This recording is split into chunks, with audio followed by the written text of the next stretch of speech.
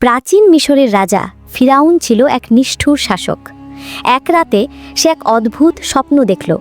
তার সিংহাসন ধ্বংস হবে এক নবজাতক ছেলের হাতে। জ্যোতিষীরা বলল, সে শিশু হবে হজরত মুসা আলাইসাল্লাম, যিনি আল্লাহর পক্ষ থেকে আসবেন। ভয় আর ক্ষমতার লোভে ফিরাউন এক ভয়ঙ্কর সিদ্ধান্ত নিল। নবজাতক ছেলে জন্ম নিলেই তাকে হত্যা করতে হবে। এই নিষ্ঠুর আদেশে প্রায় ৭০,০০০ নিরপরাধ শিশু হত্যা করা হলো। তবুও আল্লাহর কুদরতকে কেউ রুখতে পারল না।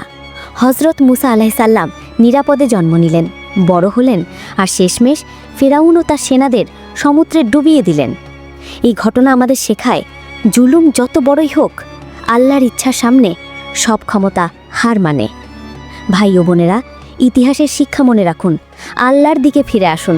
ভিডিওটি লাইক করুন, শেয়ার করুন, আর আরও ইসলামিক গল্পের জন্য সাবস্ক্রাইব করুন।